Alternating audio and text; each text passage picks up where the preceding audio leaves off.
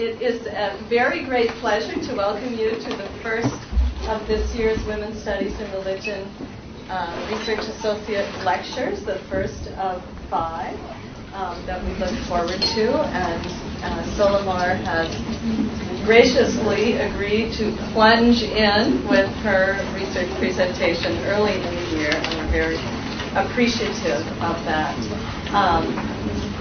Let's see, I was going to announce our next research lecture, but I don't think I got that flyer. Thank you very much.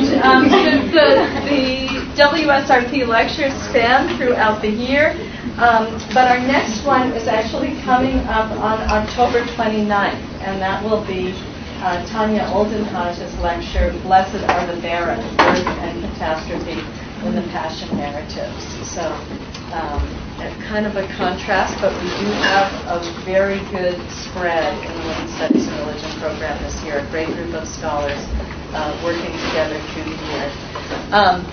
Before I actually introduce Soli, I will say that since she has come to the carriage house has moved just a few inches closer to Havana, or it feels that way in any case. And a week from today, thanks to Solimar, we are going to be having a virtual stroll through Havana with the photographer Hector Delgado Perez. And that will be in this room at the same time next week.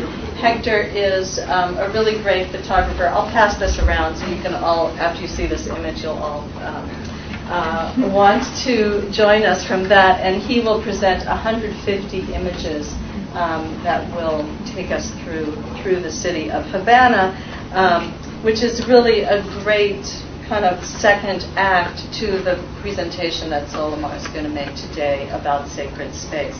Solimar Otero is trained as a folklorist, and she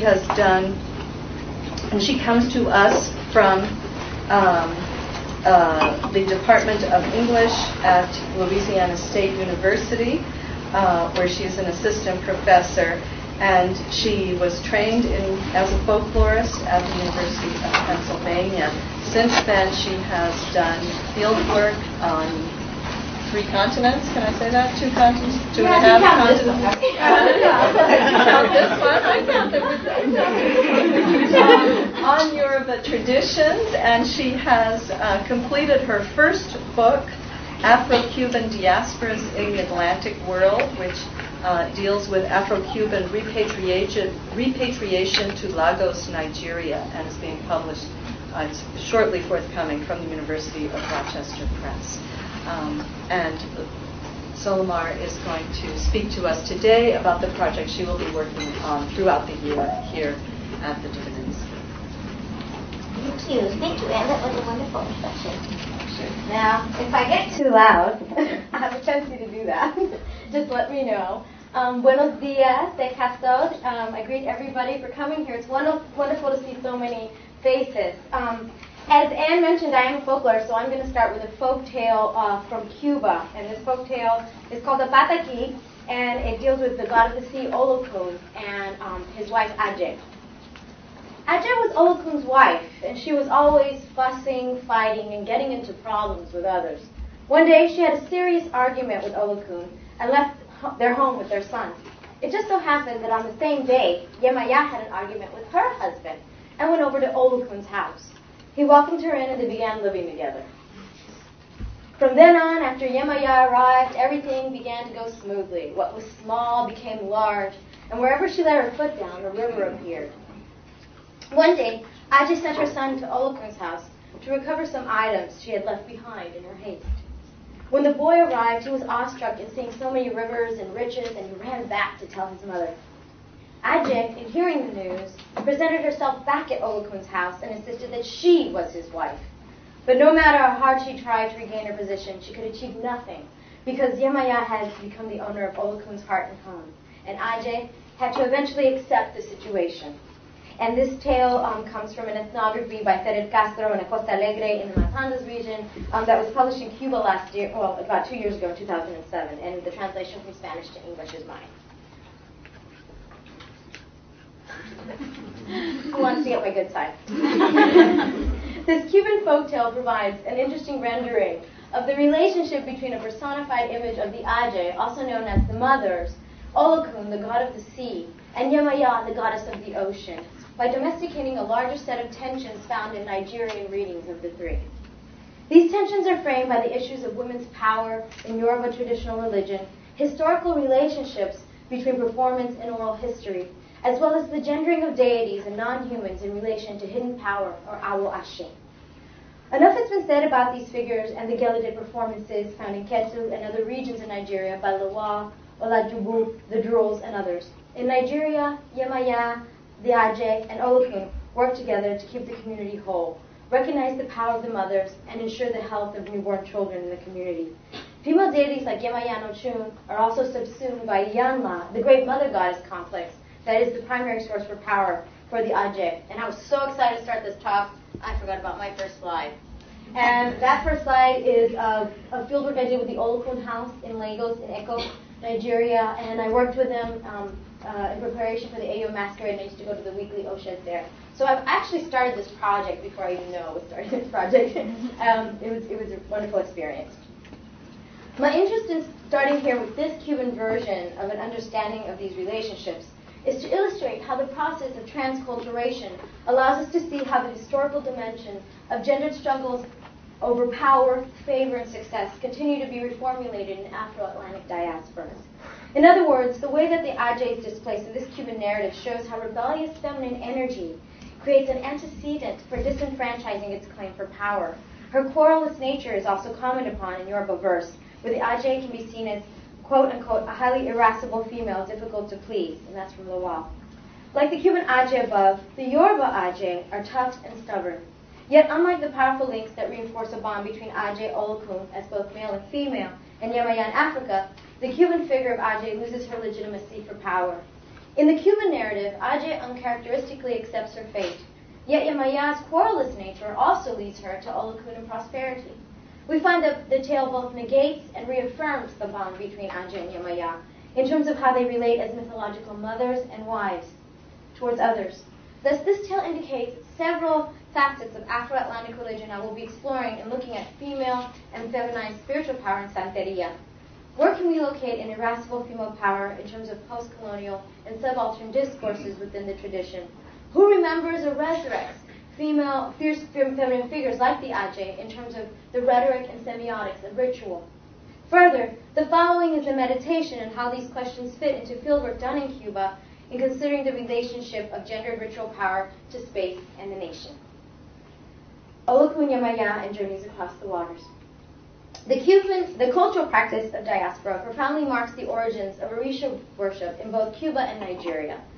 In both of these Atlantic places, the deities Oduduwa, Obatala, and Yamaya play pivotal roles in establishing society, human beings, and motherhood, respectively. The movement to and from the primordial city of Ile-Ife takes on a new dimension in the transatlantic context of Cuban understandings of the journey. Home and spiritual beings, In Cuba and in Yoruba land, everyone is from somewhere else and is carrying the spiritual and social responsibility of representing their places of origin, their people, their ara, in a new setting. There are recognized cultural strategies for carrying culture, like the building of Baba Ishale relationships in Lagos, for example, that create a malleable bond that extends over geographic spaces of separation. In Cuba, the ocean, Olokun, represents a geographic space of separation from Africa that also behaves as a conduit back to cultural memory through ritual practices that tap into its mystery as a resource for recovery. Like in Yoruba land, Cuban devotees of the Orishas complete the practice of diaspora, of representation and recall, through pliable networks that locate mythology at the center of the social world. Their understandings of the Orishas as their home community resituate Cuba within a larger context that creates an Atlantic continuum that can be navigated through the ocean deities of Olokun and Yamaya. The fact that Eko, or Lagos, is an important site for the worship of these deities is no coincidence, as many 19th century Yoruba Cubans hailed or resided in the African port city prior to their arrival as slaves emancipated at sea to Cuba. In other words, Yoruba understandings of the journey, carrying culture, and representative aesthetics, or imowa, deeply influenced the ways that Cuban followers of the Orishas understood home, the gods, and passage back and forth of these from Africa through the sea. It would only make sense that the ocean that separated the Yoruba from their homeland became a metaphysical conduit back home, that also fashioned Cuba in a unique spiritual way.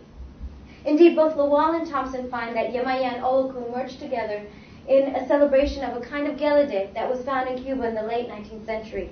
Further evidence of intense Yoruba-style devotion to Olokun and Yemaya could be seen in shrines like that of Fermina Gomez in Matanzas, where sacred drums and priestesses held the ritual secrets of these deities from generations of Lagosians residing on Cuban shores. It has been established that the Yoruba-like hubs thrive in cities that invite people to coalesce in a heterogeneous manner. Religious ways of reconstructing home in cosmopolitan contexts makes the ritual elements that weave the present and the past deeper, intricately layered. In this manner, a scattered diasporic sense of belonging accounts for how the power of connectivity can be retrieved into the present through especially women's ritual work with the ocean. Women's religious work and creative work about women and female deities in Santeria are unique in connecting origins in a metaphorical manner that is tropic for both the Yoruba and Afro-Cuban mythological worldviews. The issues of motherhood, belonging, and power are at the heart of what each kind of practice hopes to reproduce, disseminate, and or dispel. Move one step closer to Havana. These are images from my fieldwork that I did last year. And I'm going to share with you, I'm going to change voice, I'm going to share a personal narrative with everybody at the moment. On my second trip to Cuba in 2001, I was to be initiated into the second stage of priesthood into Santeria, commonly known as receiving the guerreros or warrior deities, by my aunt and godmother, Iya Locha Tomasa Garcia Spengler, and her Babalao friend, Tony Martinez. My Aunt Tomasa has been an espiritista for the last 40 years, a palera for 38, and a santera for 25 years. She has the spiritual training that represents the three major veins of Cuban folk religion. Before moving forward on my spiritual path, Tia Tomasa did what most santeras do with their godchildren. She walked me through Havana's spiritual universe. Here's an image of Tia Tomasa. I don't know if you can see that. Is there a way we can maybe lower the lights a little bit? Is it kind of dark?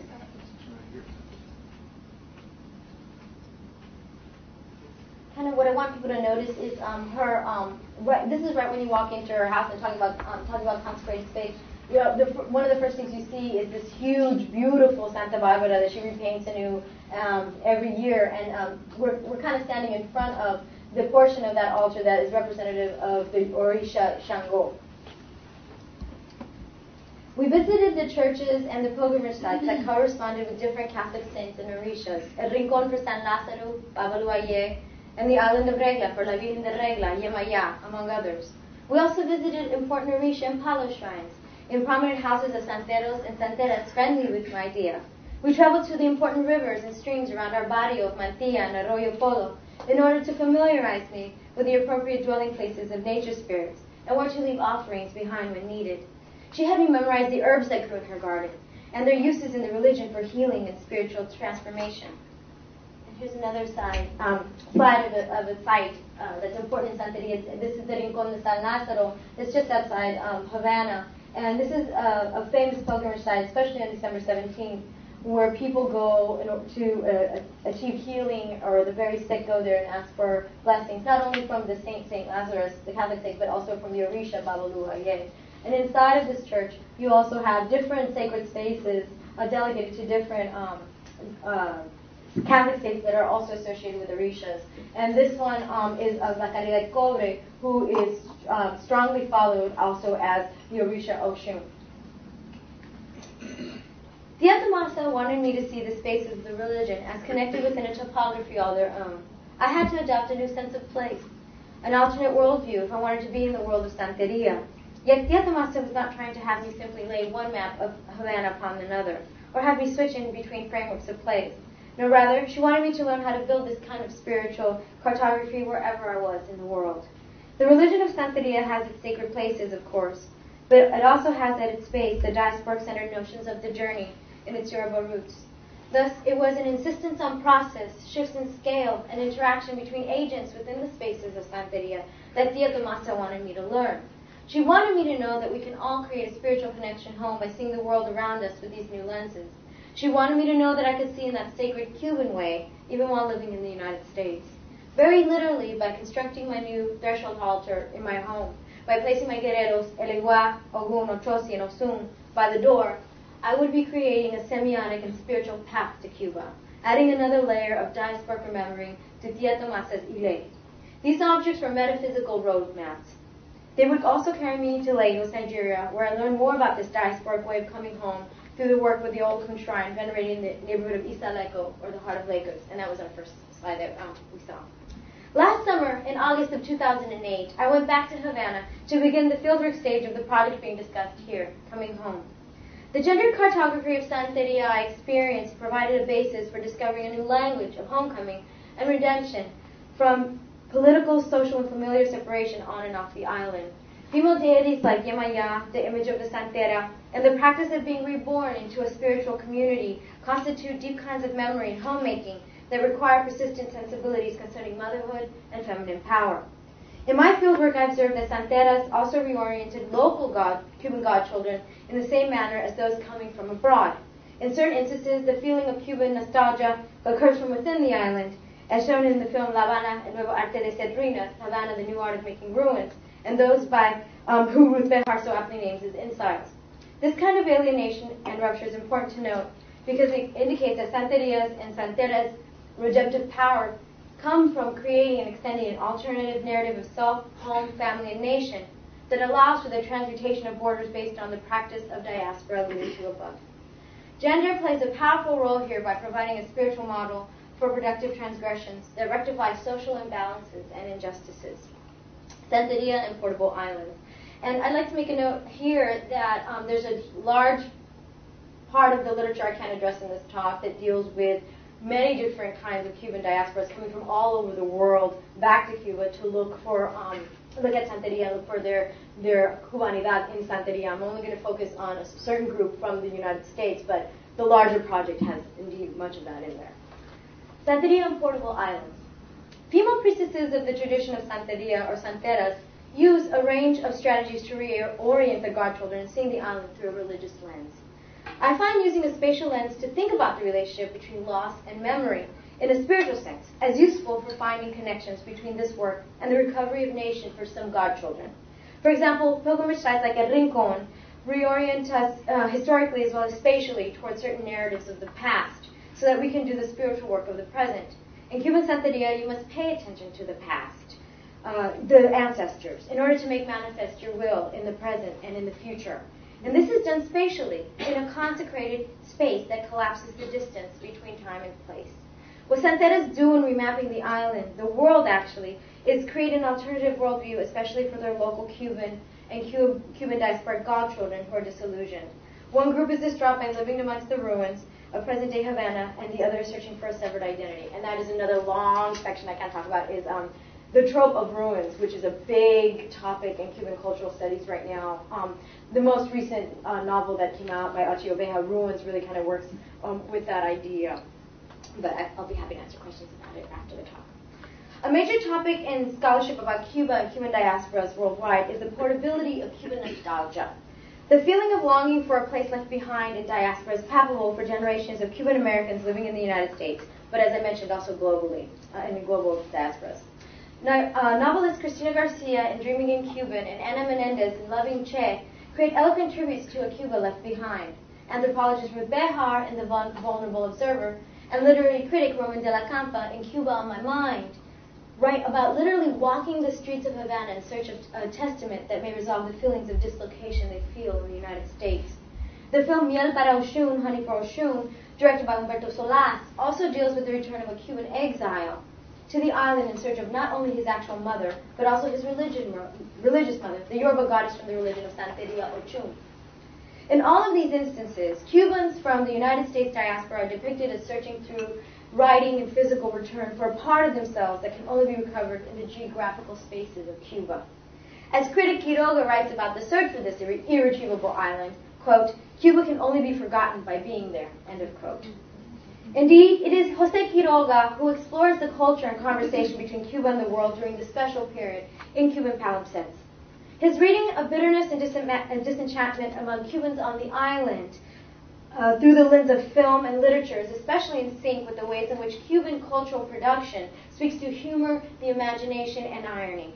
Quiroga sees the cultural production of this period as palimpsests that rewrite different Cubas on top of each other. This is especially so in light of recreating different pasts through the process of cultural remembering that both erases and illuminates separation from that past through life and politics. That is, Quiroga sees the construction of different Cubas not only on top of each other, but through each other, as some kind of complicated claim for recovery.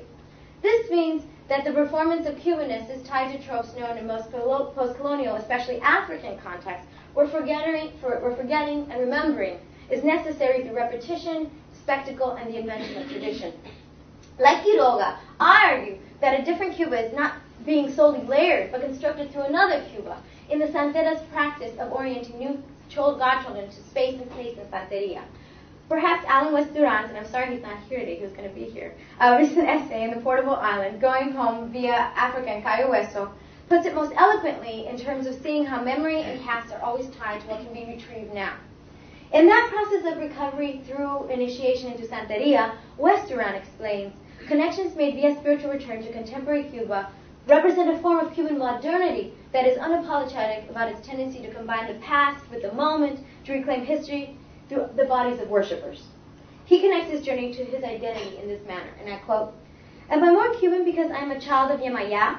The simple answer would be yes. But what could be more universal and less bounded by territory than the ocean? I know Mexican, Colombian, Jewish, Puerto Rican, and Italian Santeros.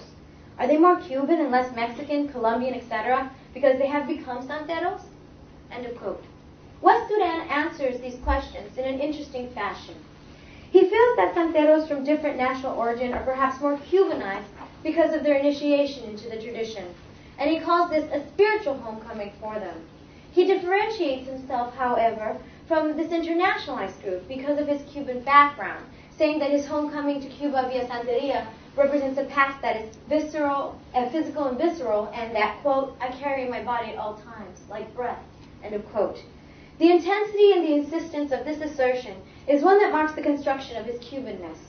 The meticulous work and immediate nature of Santeria rituals that West Duran experienced illustrates the nature of the process of creating a past by inventing a history. By inventing, I do not mean a falsified project. Rather, I mean the conscious weaving of oneself into an existing social fabric that reorders the self, the past, and especially place. It is also significant that Yemaya is the Orisha of his head, his spiritual mother. Sharing her realm with Olokun, West Duran's experiences illustrate the kinds of diasporic remembering evoked across aquatic borderlands. In his case, it is at times from the neighboring island of Puerto Rico, where he grew up, that he remembers, connects, and longs for Cuba across the waters. That he does so through embodying Yemaya in order to get to Cuba metaphysically is no accident. That is, as she is troped as everything maternal and everything aquatic, she can provide passage home to Cuba via rituals of possession and sensory experience of the ocean. Offerings to Yemaya happen in direct contact with the ocean. The sympathetic and contagious magic that allows a conversation with Cuba through the shores of La Isla del Encanto or Puerto Rico, for example, reinforces the notion in Santeria that communication with the Orisha is not only possible, but also very necessary. Being a child of Yemaya, West Duran's message to Yemaya necessarily becomes a meditation on motherhood and Cuba that includes a feminization of nation that incorporates a way to return. That this return is temporary, difficult, and wrought with a history of separation only echoes the ways that Yemaya embodied similar kinds of retrieval for the Lukumi and other Yoruba in Cuba in the 19th century. The practice of diaspora retrieval of ritual memory comes full circle here in its ability to adapt and transform adherents as metaphysical selves in an extended spiritual community. As in the case of palimpsests Quiroga uses for a metaphor of building and tearing down Cuba in a perpetual rhythm, so too does the practice of Afro-Cuban religious cultures create a sort of template for reconstructing the self through spiritual others, fighting to be remembered. If we read West Duran together with Quiroga, as I suggest here, we see how the performance of Cubanidad itself relies on tropes of recycling that palimpsests suggest. In the case of the maternalization of the island of Cuba through discourses of Santeria painted on top of each other through ritual art and stories, these palimpsests create an archaeology that is transformative, as reading them also reinvents them in a distinct manner. The pastiches of different kinds of maternal, sexual, and destructive qualities that are attributed to both female deities and santeras make reading history through ritual, remembering, and enterprise that forces a reordering. This reordering purposely plays with time and space in a manner that destabilizes the status quo in postmodern, post-colonial, yet also ancient ways, as West Duran mentioned above. These rebellious forms of reuse and reinvention are especially seen in the material culture and public art of the Afro-Atlantic world, where Santeria, Vodou, and Congo things reorder the world through juxtaposition and assemblage. The bottom line here is that if being part of Afro-Cuban religious culture allows for a way to reorder the past, recreate space as well as the self, we can see why it has been an alternative way of understanding the contours of human society and history for many on the island since the 19th century on. One particular set of people attracted to Afro-Cuban religious culture because of this potential for recovery are Cuban Americans who were taken out of Cuba as children. Again and again, a feeling of severe disorientation is expressed by these immigrants, writers, and artists upon returning to the island. Yet they always return. Sometimes called the 1.5 generation or the products of Operation Pedro Pan, many authors writing about not finding Cuba while in Cuba were taken out of Cuba as children, forcibly or by deception during the first few years of the revolution. Andrea O'Reilly Herrera writes about how this lost generation's ability to remember relies on disremembering and the imagination. Other writers, like the author Ocho Ovejas in her short story, We Came All the Way from Cuba So You Could Dress Like This, I love that title, and playwright Eduardo Machado in his memoir and recipe book entitled Taste Like Cuba, give vivid accounts of the first few hours spent by Peter Pan child in transition between Cuba and the United States. And you can find this in much of this literature by Peter Pan children, those few hours wait in transition from one culture to the other. But especially haunting about these accounts are the sense of rage that develops towards the Cuban parents that uprooted them from their island home. Here's Machado's account, who was sent alone to Miami when he was 8 years old with his little brother of 5, of that feeling. And I quote, "They, his family, were willing to give my brother and Mia to a foreign country so that their wish could be fulfilled, so that their status quo could be guaranteed for the future. I knew all of this while I sat at the fishbowl at the airport, but I was not sad, I was furious. I hated myself for hating them, especially my mother." End of quote. This rage would eventually fuel Machado's work as a playwright, who dedicated most of his career to exploring this issue of diaspora among Cubans. One of his most famous plays is Broken Eggs. Like Machado, many 1.5 and second generation Cuban Americans have gone back to the island to make sense of that place and their past. It is interesting that Machado hates his mother most of all for her betrayal in sending him away from Cuba. It is a feeling of abandonment that is merged with a forced dispersal. Revolutionary filmmaker Humberto Solás attempts to understand and depict the return of this generation in his film Honey for Oshun, and I have a clip of that return here. I'm hoping we can get something. Era tan pequeño cuando crucé por primera vez este canal, esta inmensa franja azul.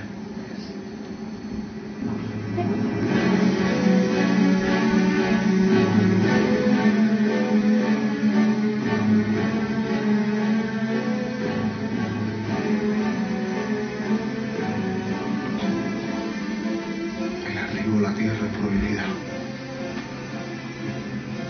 Si mi padre pudiera verme regresar, ¿qué pensaría? Tal vez que lo estoy traicionando. ¿Quién sabe?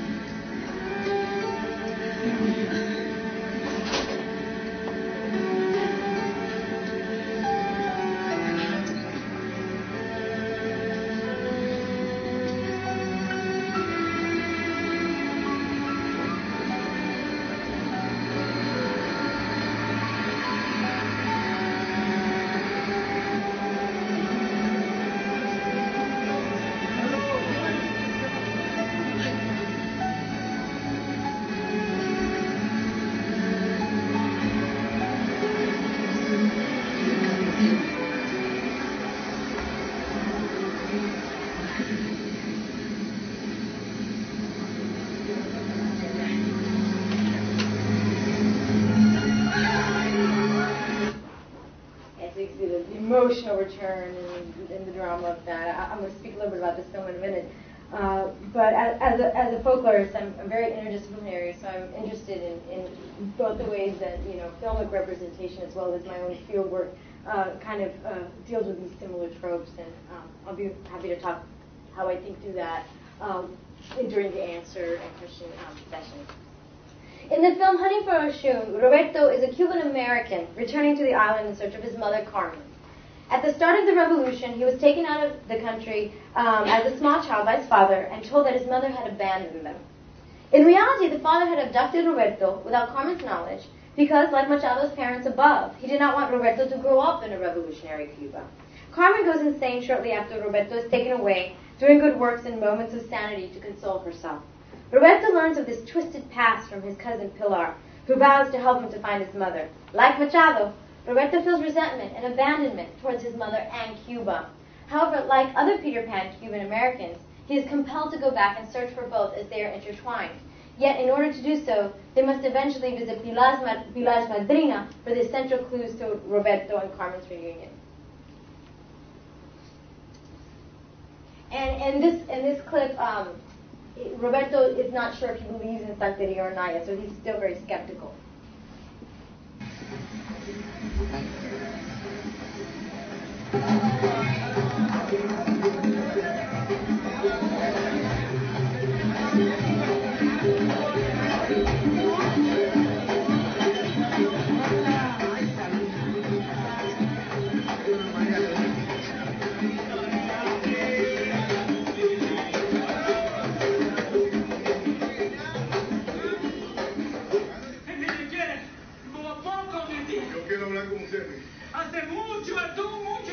Hace mucho tiempo. Tu papá te llevó a otra tierra cuando tú estabas más pequeño. Y tu mamá lloraba mucho.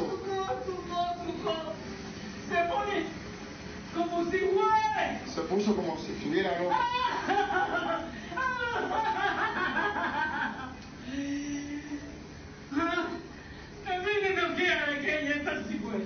Yo no quiero que ella esté loca. Miel. Miel. Ay, hijo. Dice que 10 van a juntarse Yo digo que usted es mi hijo. con su ya. Se va a unir con su madre. Donde lo iré. ¿Dónde está la casa, amigo? Y el allá. La casa de Miami. Y lo iré de Yazote. Y la casa de Está juntado. donde se juntan, donde se juntan. Solo uno. Solo uno. And what's probably really the most interesting about this dynamic is how the Santera and the image of Santeria is also used in Cuban film production to talk about the ways in which it is a way home to Cuba, the nation of Cuba, for Cubans living in Cuba. And I'm thinking of the movie La Vida es Si Bad, Life is to Whistle, where the main character is looking for his mother, Cuba Valdez, who is also a Santera, but these are people who are in Cuba. So that's the other part of the project that I can't necessarily address in such detail today. According to the message given to Roberto by the muerta or ancestor spirit that possesses Pilar's Madrina, he can only find his mother Carmen going to where Oshun and Yamaya meet, where the river flows into the ocean. Screaming out for Oyin, honey for Oshun, Pilar's Madrina provides the central logic for the rest of the film. Roberto moves from west to east on the island, from Havana to Santiago, reversing the steps of the revolutionary wars of Cuba. In following the roadmap that the Santera provides, he finds his mother where Yemaya and Oshun meet, where the sea and the rivers meet in Santiago. The river's name also turns out to be honey, or Oyin, as the Madrina called out for in Yoruba under possession. Here, the folkloristic elements of Cuban culture need to be understood in order to interpret the film as an audience. But this is also true of the characters in the film, since Roberto will not find his mother unless he learns to decode the Santera's message. Solas's own message seems relatively clear. It is the maternal, feminized, folkloristic rendering of nation that will triumph over the paternal, overtly masculine, revolutionary manipulation of Cuba. By giving themselves over to these elements, lost children like Roberto can be reunified and healed within the formerly broken bonds of family and history, in searching for his mother in the land, ocean, and rivers, rather than for his fatherland/nation. Roberto opts for a reintroduction to Cuba as she is. This is not an unproblematic reading, I know, but I am interested in how the spiritual solution to the problem of broken bonds is offered by a revolutionary as a post-1959 director making films in Cuba. Later, I want to juxtapose this image of the Madrina with my own Madrina, Tia Tomasa's, own comments about her relationship to the religion and Cuba. Lessons learned in Havana. When I went back to Cuba last August, I had a similar experience of being reoriented into the spaces of Santeria. I observed and participated as a ritual assistant in 8 rituals. These included 3 consultations of clients obtaining Ifa divination from Babalaos, the follow-up cleansing rituals for these clients in 2 instances in their sacred backyard groves, and their Ivodu. Tia Tomasa performed the 7th and 8th rituals I observed as a participant observant. In one, I was allowed to record with a camcorder a consultation that Tia Tomasa did with a client using communication with her prenda or Congo ancestor altar via divination with dried coconut pieces that are called los chomolongos through spirit mediumship. This is a sacred, secret object, and it is not often that ethnographers can film a prenda work. However, Tia Tomasa asked permission of the ancestor and was allowed to give me permission to film parts of the consulta.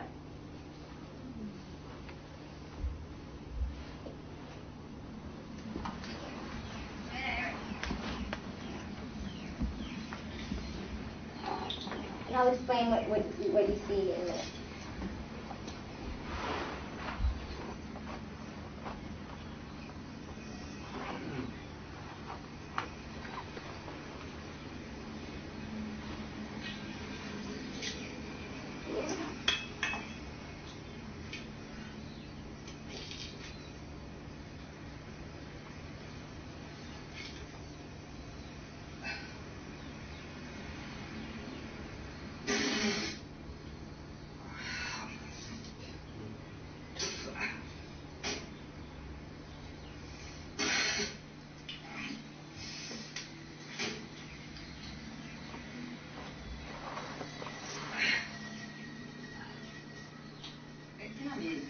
Ya no se me puede hacer. Ajá.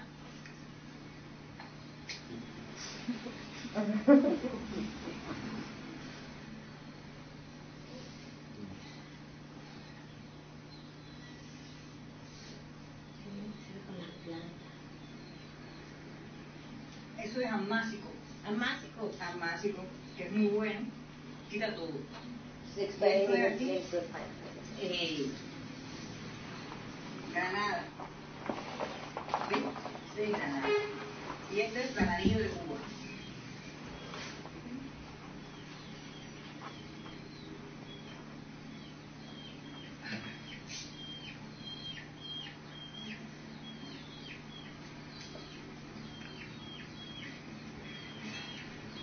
Abajo está el más claro.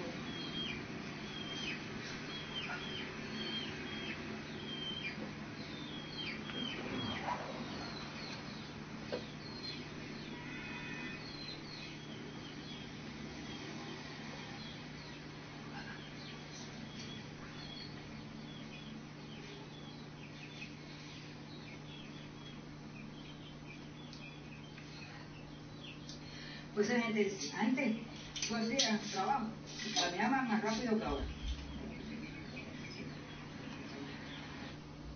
She was explaining at the end that before, when people used to do work, they used to work much quicker than in the past. I realized that Cuba is not a very quiet place to do field work. She raises chickens and she lives on a busy street, so you have all that kind of contextual noise. Here Tomasa is preparing her prenda for a consultation. She consecrates the space with chamba, a rum-based spiritual liquid paleros and paleras use, as well as tobacco smoke. These elements are believed to wake up the prenda, or ancestor, and open up the channels of communication. Tomasa also changes her appearance, preparing her body, especially her head, for the ensuing contact with her spirit. Her spirit is a medico or doctor, and he especially works to heal the sick. When Tomasa does work with her prenda, she is working in collaboration, where she is expected to extend the realm of the muerto through the consecration of space, the bodies involved, and the objects used to do the work. In other words, Tomasa must become a conduit for the powers of the muerto by changing the nature of space around her. Some might say she's simply unveiling what is not seen with the regular human eye. Communication with the dead and the gods and the pursuit of sacred knowledge through this work are fundamental drives for performing ritual. Tomasa's work with her prenda, as well as with her orishas and her other spirits, is infused with the search for connections between sacred and ordinary worlds. Embedded in this search are questions about the relationship between the past, as it is shown to her through this work in the tradition, and the nature of history in terms of orthodox discourses about the past. For Tomasa, as well as for Tony and Toca, the two Babalaos I worked with, the issues of nation creolization and colonialism speak to the center of the gaps between these two ways of knowing the past. What the voices of the muertos represent are a past that carries the language and context of slavery and colonialism that is distinct because of their lived performative nature. They envelop the ritual moment in a manner that cannot be ignored or forgotten. It is a way for the subaltern to speak not only for the sake of representation, but also for the sake of those alive in the present, to affect the now in a manner that makes them an ongoing part of the religious community. All of the spiritual leaders I worked with emphasize that Cuban Santeria is an ongoing process in historical context. However, since the main thrust of their work is to help people in trouble, to provide visible relief to their clients and godchildren, their own legitimacy as religious leaders is based on results. One method that these religious leaders use in ensuring the best outcome for their godchildren is in teaching them how to mark and transform space in order to collapse distances and time, as mentioned in Tomasa's work above. This is the same kind of religious work that Yoruba and Congo slaves and free people of color did in arriving to Cuba and making it their own spiritually. They brought ways to mark and transform space, to create a cartography that their ancestors recognized, connecting them back to home and their homes in Africa to Cuba in the process. Now I'm just going to describe some slides of these sacred spaces that I saw while I was in Havana. And it's one way to mark a house of a santera or santero palero palera is to put maribor palm fronds in front of the door. So you know once you're walking off the street into this into a household that you're in a house of a priest or a priestess and you're in a different kind of a space. These also were present in the Olokun house that I worked with in Lagos as well. The maribor was present there. And once you get, I'm sorry these are so dark because the lights are kind of bright and you can't really see it. Once you get inside of Tomasa's house, there's different spaces in the house that are reserved for different potentialities and different deities. And for the purposes of this talk, I put up her altar for Oya, who is a very fierce Orisha, who is known as the wife of Shango, and she's kind of in charge of hurricanes, all kinds of storms. And she's very much a warrior-like goddess. And Olokun, Tomasa actually has 3 Olokuns in her house, and you can kind of make out the seashells. And the Olokuns in Cuba are made with soperas or soup tureens that have ritual objects inside of them. The Olokuns that I received or that I saw in Nigeria were also made beautifully, but through dried calabash. So it's very interesting there. You have these kind of similarities and differences. One of the things I noticed right away was the ways in which consecrated space was marked. Maribor, palm front, Cuarto de Santo, Guerreros, Olokuns, and the Bóveda, spiritual table, are just some of the sites that ritually mark the home. What these objects do is create potentialities, refer to past, and open up a dialogue about this process. My analysis is that the rituals I observed are a reflexive process. Tomasa and Tony and the other people I worked with would often stop to instruct on history, recall a personal narrative, or provide an opinion in between chanting in Lukumi and Congo. That is, especially Tia Tomasa, she was aware of constructing her religious performances while she was doing them and was in control of her shifting modes of discourse. And this is kind of different than the representation we saw in the film for Honey for Oshun. And here are some remarks, just to kind of bring that point home, here are some remarks that Tomasa made about how she sees the history of Cuban Espiritismo and Palo. I'm going to play the Spanish first, and then I'll provide a loose translation afterwards. A lo contrario del Congo, que nació en eso, y lo hacía como su religión. Y era la ayuda que ellos estaban buscando, el amparo contra la vida tan injusta que estaban llevando. Eso era los Congos, que tenían que traer para acá cuando te digo Congo, te digo los cumitas, te digo toda esa serie de trascendencia que tenemos nosotros cubanos, que son trascendencia. Yo tendría la bisabuela mía era mulata, hija de un francés con una conga.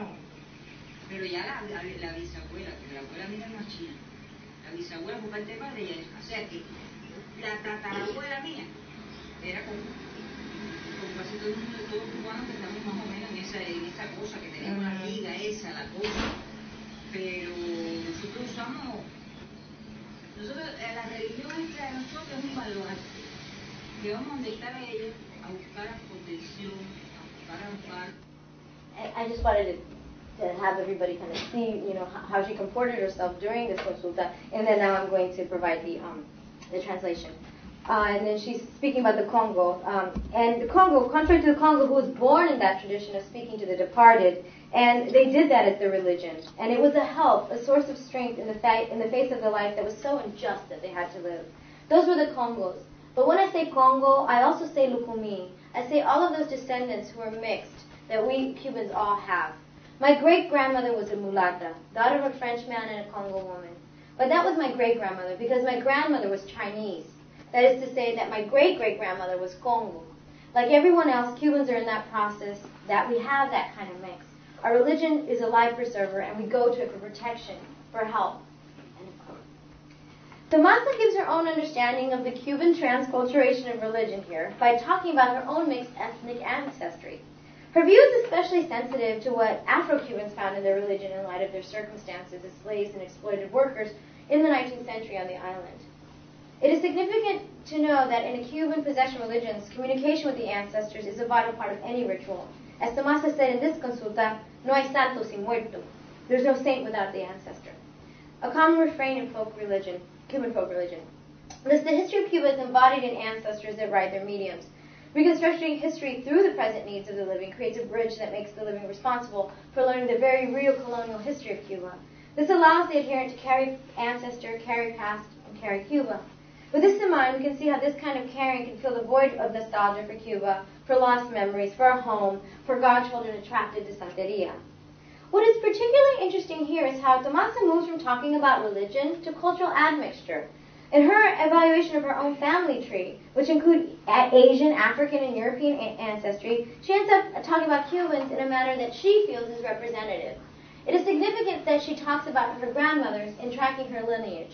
Her ancestry is marked by women who came from strong religious traditions that emphasized magic, connection with the ancestors, and a close relationship to the natural world. Of late, writers like Maria Montero and Emily Lowe and historians like Pérez de la Riva have been exploring the deep level of influence that Chinese culture has played in marking Havana and especially some Afro-Cuban religious work. It seems that the mixing of these different ethnic groups and their subsequent Cuban encoding reveal a level of interchange and discourse that occurred and occurs beneath the radar. This would especially be so in the realm of religious admixture, where different traditions of secrecy and association came together to form new secrets and new associations. For Tomasa, perhaps her grandmothers formed new and unique ways of being Cuban that included Chinese and Congo elements of female religious power and leadership.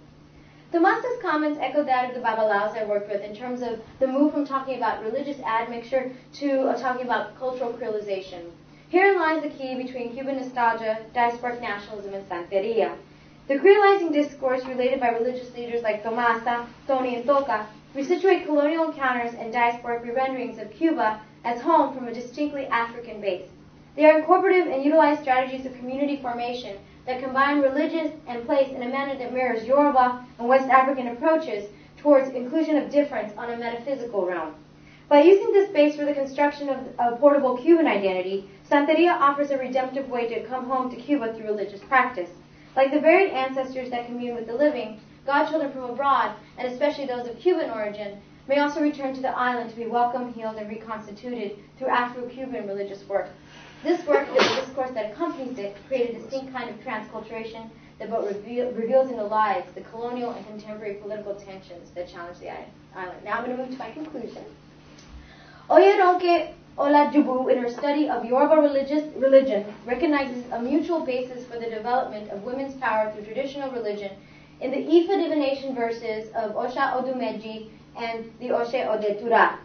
In both of these verses, women in general and the deity Ochun in particular, in the second Odu, are given special powers by Olodumare based on the neglect, disrespect, and alienation experienced while on earth because of their gendered female form.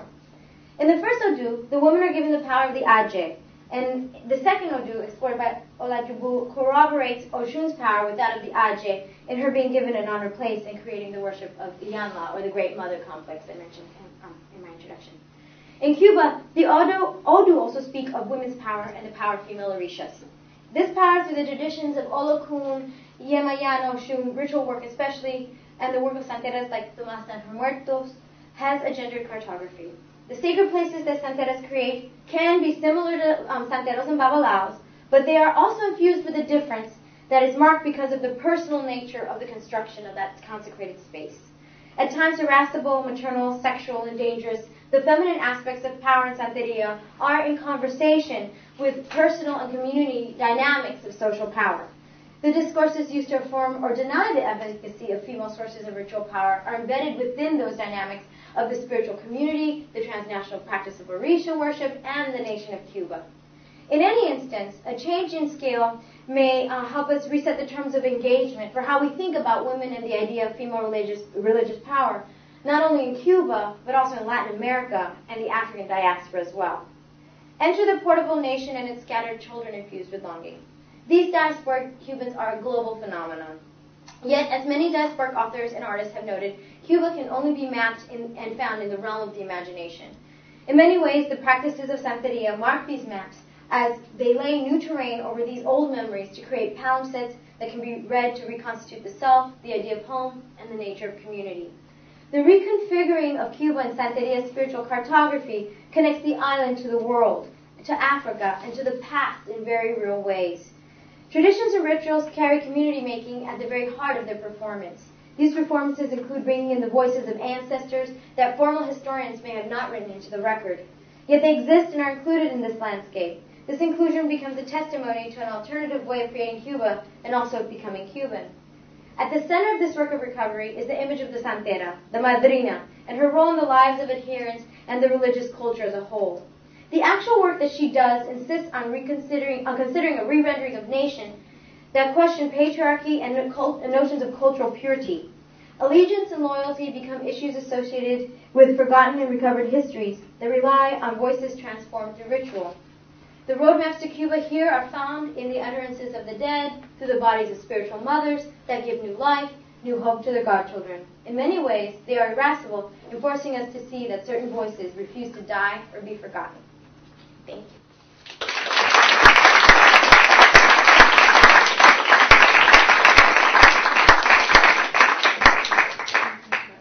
Yes, of course.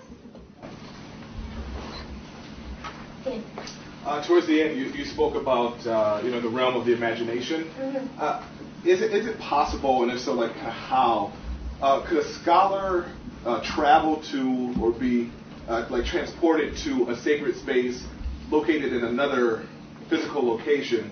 Could the scholar enter into that sacred space without actually being there?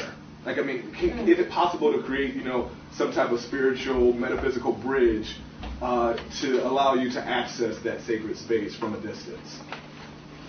I think the closest that we can approximate to doing that is in looking at maybe material culture and the work that people do in reading altars. And in order to, and thinking about how when we read altars, we're reading sacred space in kind of a scattered way, depending on how much knowledge you have of what you're looking at. So I think how much is opened up not only to the scholar or to anybody who's coming to these traditions has to do with how much knowledge of the secrets that you have when you encounter it. So I think that the meanings, even of a sacred space, are layered in such dense ways that, of course, I think there should be a way to do that. But what do you do? My follow-up question would be then, what do you do with that, right? What do you do with that? I would say you'd have to create some form of artwork or something that bridges genres of scholarship with creativity, I would think. Yeah. I hope that answers your question. Yes.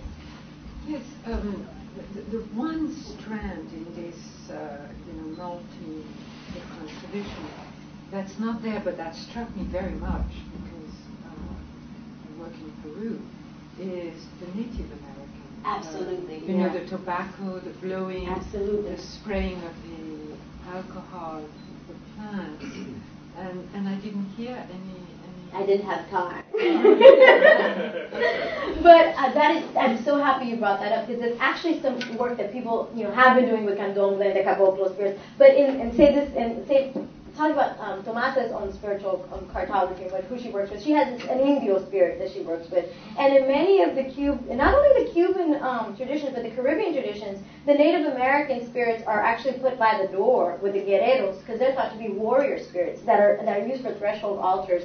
A colleague of mine is actually looking at the ways in which Baptist churches in New Orleans uses these Native American figures as a sort of kind of Elegua or Guerrero figure. So yeah, there has been that sort of kind of not illusion, but that conversation between the sacred ways in which the Native American spirits kind of serve as these warrior deities, and how they have a relationship with, say, these other threshold deities in different African traditions.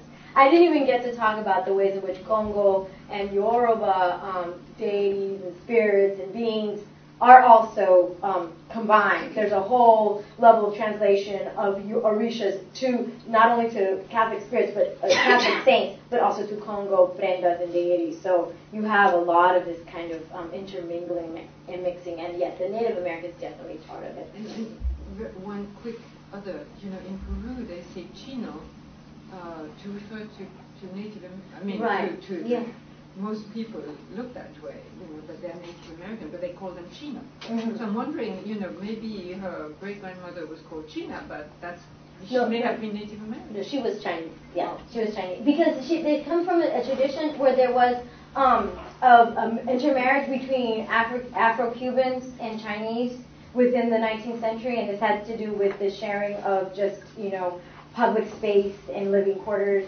and there was actually a lot of kind of intermarriage between them. But yeah, I know about that. I grew up in California, so I know that the reference to saying alguien es una china, it might refer to that they actually have Native American blood. So it's kind of a different tradition there.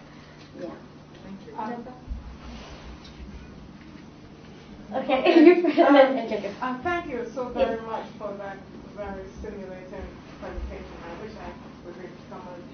What intrigues me is the space for the Virgin Mary, because if you look at the altars, there's always the Virgin Mary, and you mentioned Oshun and Yemeni and so on. And if we look at Brazil, Candomblé, and some of the popular manifestations of Nossa Senhora de Rosario, it's always the Virgin Mary as the sort of image, the physical image. And I wondered if, in fact, in your work, where do you place then the Christian image of the Virgin Mary in the context of this very mixed, creolized, she's there, and it's the same with the Vodou traditions, because these are the Virgin Mary does different kind of work for Tia Tomasa and for Santeras than maybe Oshun or Yemaya does. So these are, remember, even those deities within themselves have different roles and that they manifest at different times. So the Virgin Mary has her own role to play in that work. It's not simply just a mask behind something else. I really don't agree with that interpretation. The way in which people live these different spiritualities, the Virgin Mary does the kind of work that she does. And then Oshun can also do the kind of work that she does. These potentialities are too large to kind of keep within these kind of, these boxes. So that's kind of how I've seen people deal with that. You have your Santa Barbara and you have your Shango, and Santa Barbara does her work and Shango does his work, and sometimes their works, it crosses. Say you have somebody who's very ill, or you need something to be done in the community, and so you try everything that you can. But I think that there is definitely a place within that. It's incorporated. But I'm talking about the pervasiveness of the image of the Virgin Mary. That's absolutely that true. Is both a physical as well as some other sort of transcendental kind of a presence. I was in charge of the Latino section of the American Folklore Society. One year we did a panel on Las Virgen Marias of Latin America, because I would even say that might be a Latin American phenomenon in some ways. And I think so there's kind of an interesting transnational marionette that could be interesting to look at as well. I think Jacob had a question. Yeah, I guess my response to that would be that perhaps Yoruba tradition has sort of mellowed that. You know what? There's less of it than, say, Latin America, so where the interaction between Yoruba tradition and Catholic tradition has produced a very, very interesting result. My question relates to two things. One is the Pataki, the story you started with, where Olokun is presented as male. Yeah, he's in this particular and then of course the Nigerian end of it, where Olokun is female. Right. I wonder how you sort of deal with that in terms of your research as you move from Cuba back to Nigeria. But the more interesting question relates to the fact that I did not know about the Cuban community in Nigeria until you gave your lecture at Davis. Was it 2001? Mm-hmm. Okay. No, 2002. Oh, 2002. Yes. Okay, 2002. And yet the Brazilian stories and the Brazilian presence is really, really, really overwhelming. Yes, they it's are. quite, and I'm wondering what is responsible for that, because as I listen to the stories, and also Bascom's story, the stories in Cuba are pretty hilarious. There's, the stories of these girls who just laugh and laugh and laugh and stuff. Whereas the stories in Nigeria are pretty serious. Right. Yeah. So what is going on here now? Now I can talk about my first book. Well, going back to the first question, which deals with gender and the issue of gender. In Cuba, they also see Olokun as female as well as male. But in this particular Pataki, which was taken from the Matanzas area of Fermina Gomez, and they're actually, they say that they come from Lagos. This was a research that was done in 2007. And that Pataki, it happens to be male. But they seem to switch. Olokun switches from male to female in Cuba as well. But as you know, the Orishas, in the deep secrets or the deep knowledge, they say you don't know what's under Oshun's skirt, you don't know what's under Yemaya skirt, in terms of that ability to transform that in gender, transform the physical body, the living in the dead. That's part of the power, right? And so of course you can play with that. I don't find that to be a problem in terms of having, discussing that. The second question about the Aguda in Lagos, the work I did showed that the previous research has, kind of overemphasized the Brazilian. Well, it's there. The Brazilian influence is there with the caretas and all that kind of. But that in Campos Square is named after Hilario Campos, who was born in Matanzas. So there is this tradition that's there. I think it's much more of a tradition that's kept within the different families that carry that tradition through oral history, through remembering. But then, with the Aguda, they feel very much united. The Brazilians and the Cubans see each other as brothers and sisters. When I was working with Mrs. Adaremi Gooding-Keene, I would have Bagmoshe Lola Martins there with me, and they saw each other as part of kin because they came across from the Atlantic over to that Popo Aguda, that area of Lagos where they were living. So, but I think it is true that the Brazilians, some people have argued that they came earlier than the Cubans, that they had more money than the Cubans, that they had access to go back and forth from Bahia a little bit more often than the Cubans. So the Brazilian influence has been seen and been put out there in the historical records more strenuously, but that's why I wrote my first book. So you can see about the Cuban influence, which is important because they feel that they're an important part of that community. Hope I answered. Thank you. Yeah, I wonder when we talk about the Catholic influence that the fact that the Congos have been Catholic since the 15th century has to play a role in this. I mean, Congo naturalized the Catholic Church already in the 16th century, and it did so in a non-colonial setting, so they had a lot more freedom too.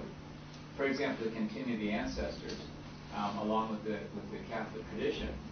And we have evidence, for example, of Congos preaching in the New World to non-Congos, for example, in the Virgin Islands and in Brazil, where we can find documentary evidence from the Inquisition and other sources like that. And I'm just wondering if, in fact, there's not the incorporative mechanism doesn't start with the African Catholic Church, proceed from there to a more open form of Catholicism than one would expect coming from the formal Catholic Church in Cuba, which then creates this sort of logic underneath. It might help to figure out precisely how that works, because if you go to Angola today and you go to northern Angola, you don't really see the old Catholic Church anymore. People either become Protestant, or they're sort of neo-traditional, or they're Baptist, and none of those traditions are really captured. Fortunately, we have a lot of documentation. We can see it in the earlier periods. But I thought it was just interesting reading, for example, Lydia Cabrera's Kikongo stuff, which is all sort of mumbled up there, how we have these true Congos, and these people are the terms they use are ones we can read in the 17th century catechism and so on. And I think that would be a helpful way of thinking about the African side of the Catholic presence as opposed to the island side, Cuban side. Right. No, and that's an interesting thing to think about. I mean, I would have to do a substantial amount of research to kind of prove that that's actually the case. But I think that that's an interesting way of thinking about it. And of course, the Congo did come to Cuba before the Yoruba were brought to Cuba, so you do have that layering there, that basis, which I think very much, like you said, it could also explain what's going on in Brazil because of the similar time period. But you know, I find that vernacular Catholicism all over the world is more porous. I mean, it's whether you're talking about, New Orleans, Ireland, you find the ways in which people approach Catholicism on their day-to-day lives, their quotidian religion, is just way more incorporative of whether it's, Native American elements or other aspects. So, I mean, I think it might be even just the nature of people's own vernacular religion, I think. But that's a really interesting point, and I'm definitely going to follow up on that. It's the work that has been done on voodoo in Cuba, looking at the Congo Catholic underlay of voodoo has really advanced this thinking about, in fact, the way in which this sort of what we call the Afro-Creole kind of Catholicism in Central Africa can be, in fact, historicized in ways that, in fact, can be done, I know, for Cuba. So maybe going from the eastern part in the stronger the Congo areas tradition. where you get, because there's a lot of historical evidence identifying, Congo Christians quite early in the Cuban. Right. Yeah, that's definitely very interesting, and thank you so much. Yeah. Yeah, I'm curious about what role men play in the sacred space. Do men, like the presence of men, defile the sacred space, A, and B, in the institutional memory or the oral tradition or the narrative that goes on, because these traditions are taught from one generation to another, presumably. Are there men involved in that dissemination of that information? Definitely. Men are there's many babalaos in Cuba, there's many baleros, there's many osanistas, there's all sorts of men that are part of that tradition. But what's interesting, what led me to kind of try to focus on what women were doing, was that I could only work up until a certain point with the babalaos I was working with, because they said, because I was a woman, I wasn't allowed to go into certain spaces or learn certain things. And of course I came back and said, well, in Nigeria, they let they let women learn certain things. And I said, well, we're not Nigerian, we're Cuban babalaos, and we like it that way. And so I realized, well, that's kind of an interesting place to be at. But let me see what happens when I kind of focus on what women are doing in their own spaces. And what I've been finding, and I'm going to Cuba in about a month to continue doing fieldwork on this, to follow up on this, is what I found in my preliminary research was that women, they did teach each other things that was gender specific, but they didn't make such a big to-do about it. It was kind of, they were doing that kind of ritual work, and they were teaching each other, and they were moving in between Santeria, Espiritismo, and Palo in very fluid ways. And I think the pressure of having, that role or that title being a babalao in Cuba, they had titles, but they didn't feel that pressure, that like social gaze. And so what I'm hoping to counter is how does that process happen? And so partly because, I was kind of told, well, you know what, not this time around. You can't find out what's going on here. And also partly because I think that this is something that hasn't been really researched with the framework that I'm using. So. Yes, the little that I know about Cuba is from Yvonne Daniel, who was a colleague of mine at Smith. And I don't know if you know her work. She's an anthropologist of dance, and she did it through the dance, Santeria, the drumming. And what she told me of her research in Cuba is that the official state policy towards Santeria was, as one would expect from a communist regime, to really folklorize it as art, and really. So what you mentioned very quickly about the film, about the young man coming to look for his mother, and you mentioned briefly that the mother is Santeria, and the paternalistic or patriarchal whatever is the revolution. And now, what's your take on that? Well, I'm developing that, so that's just kind of like the work I'm doing and seeing. What I find to be really fascinating about that is that that's also kind of a discourse that, like I mentioned, you find about Cubans trying to explore their Cubanness within kind of, they're not really anti-revolutionary, they're just disillusioned at this point in time. And that's like, again, I couldn't talk about that in the short time, well, I guess it seemed like a long time for some of you. But that's a whole trope that people are exploring, Cuban writers they're exploring either from writing from within, I'm thinking of the work of Jose Antonio Ponce, which I couldn't speak about in this lecture, or the work of Zoe Valdez, who left a while ago and went to France. Well, I think that they're using Santeria in very similar ways to speak against, not necessarily the revolution, but against certain discourses of the nation that call for certain kinds of obedience and cultural purity that they found stifling as writers and artists. So it's interesting to me that these artists and these writers are using Santeria as a trope, but not very consciously. I mean, I write about film, and you can see this again with movies.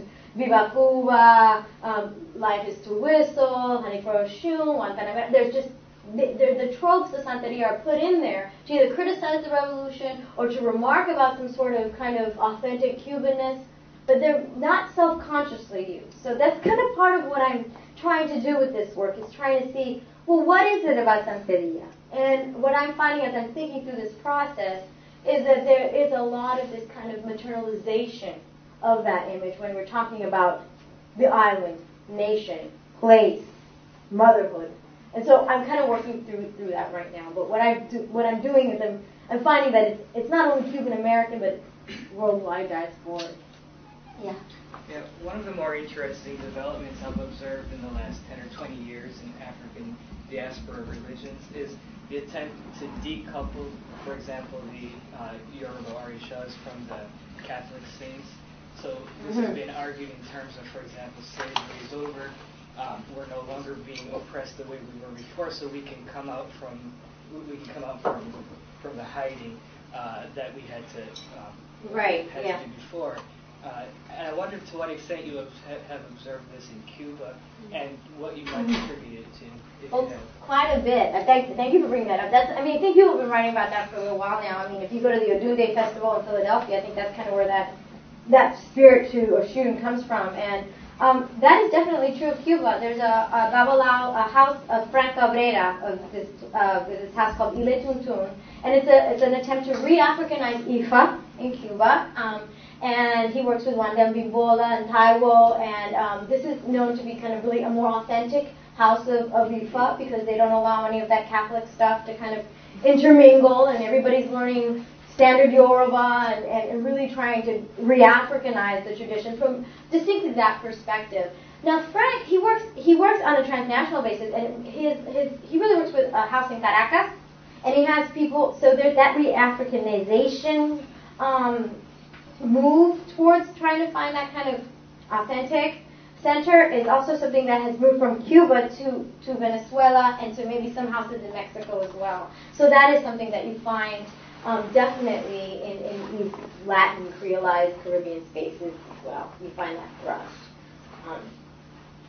It's a big. I think it's a big source of contention. I mean, I haven't gone to an international Risha conference. I'm sure Jacob has, and that's a big place where people kind of have their tension.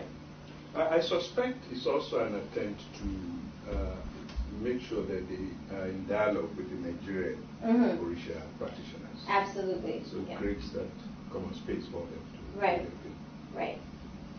One of the things that I've observed is that there's oftentimes a different discourse among the leaders or the reformers, the EL Orishas and the Baba Orishas, that they will have this purification impulse, but the practitioners, the more lay practitioners, we might say, because of the fact that the correspondence between Catholic saints and the Orishas, for example, are so much ingrained into their traditional practice, into centuries of the tradition in the Americas, it's much harder for them to intellectualize that division or that Right. split the way that some people are. Right. Well, it's also the issue of what is the official line and what is practice, and what happens when you have a situation in a community where maybe somebody has a sick child or somebody, there's a crisis, and what you will find is that many times those official discourses towards purity break down very fast when there is something that needs to be solved. If people use anything that they can get their hands on at that point in time. Yeah. Last question? Okay, Lucinda. Oh my God, last question.